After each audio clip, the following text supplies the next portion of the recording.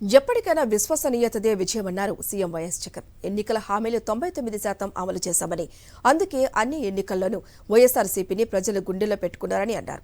రాష్ట్రంలో జరిగిన మంచిపై ప్రతి ఇంట్లో చర్చ జరగాలంటూ గవర్నర్ ప్రసంగానికి ధన్యవాదాలు తెలిపే తీర్మానంపై సీఎం జగన్ ప్రసంగం ముగించారు.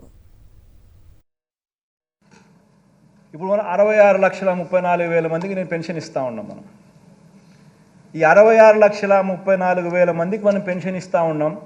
దానికి సంవత్సరానికి అయ్యే ఖర్చు 23,600 కోట్లు.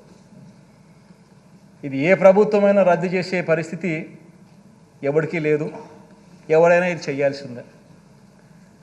ఉచిత విద్యుత్, రైతన్నలకు ఇచ్చే ఉచిత విద్యుత్ 11,000 కోట్ల రూపాయలు ఖర్చు అవుతుంది. ఇది కూడా ఎవడు రద్దు చేసే పరిస్థితి లేదు. సబ్సిడీ కింద బియ్యం, సివిల్ సప్లైస్ 4,600 కోట్ల రూపాయలు మనం ఖర్చు చేస్తూ ఉన్నాం. ఇది కూడా ఎవరు టచ్ కూడా చేయలేని సబ్జెక్టు. మన పార్టీకి సంబంధించింది అధ్యక్ష. మన పార్టీకి సంబంధించి అధ్యక్ష ఈ 5 సంవత్సరాలలో డీబీటీ అయితే నేరుగా బటన్ నొక్కి అక్క చెల్లెమ్మల కుటుంబాల ఖాతాలోకి పంపించడం అయితేనేమి, నాన్ డీబీటీ అంటే నేను చెప్పినట్టుగా ఇంతకుముందు ఇళ్ల స్థలాలు, ఇళ్ల పట్టాలు, ఈ సంపూర్ణ పోషణం, గోరుముద్ద, విద్యా కానుక ఇటువంటివి అయితేనేమి, ఇవన్నీ కూడా ఒకసారి హౌస్ సైట్స్ ఇటువంటివన్నీ కూడా గమనిస్తే అధ్యక్ష, రాష్ట్ర ప్రభుత్వం ఖర్చు ఎంత చేసింది అని చెప్పి గమనించినట్టయితే అధ్యక్ష, హౌస్ సైట్స్ కూడా అధ్యక్ష మార్కెట్ విలువ తీసుకోలేదు. రాష్ట్ర ప్రభుత్వం ఎంతైతే డబ్బు ఖర్చు పెట్టిందో దాని విలువ తీసుకున్నాం. మార్కెట్ విలువ తీసుకుంటే దాని విలువ ఇంకా ఎక్కువ ఉంటుంది, అది వేరే విషయం. ఎంత ఖర్చు పెట్టామని చెప్పి చూసుకుంటే అధ్యక్ష, దాదాపుగా 2,55,000 కోట్లు డీబీటీగా పెట్టినాము.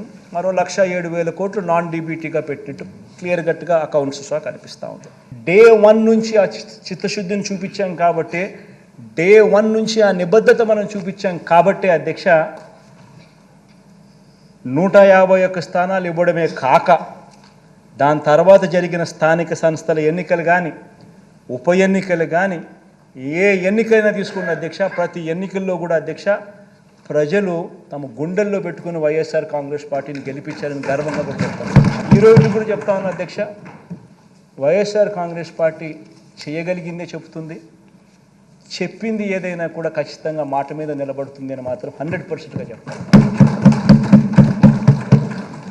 ప్రతి ఇంట్లో కూడా ఈ చర్చ జరగాలి. ఈ జరిగిన ప్రతి విషయం కూడా ఆలోచనలు జరగాలి. మీ ద్వారా ప్రతి ఇంట్లో కూడా ఈ చర్చ జరగాలని కూడా కోరుకుంటూ, దేవుడి దయతో, ప్రజలందరి చల్లని దేవుళ్ళతో మళ్ళీ 3 నెలలకు మళ్ళీ ఇదే చట్టసభలో పూర్తి స్థాయి బడ్జెట్ మళ్ళీ ప్రవేశపెట్టి అఖండమైన మెజారిటీతో మళ్ళీ ప్రజల మన్ననలు కూడా ఖచ్చితంగా పొందుతామని చెప్పి కూడా ఈ సందర్భంగా తెలియజేసుకుంటూ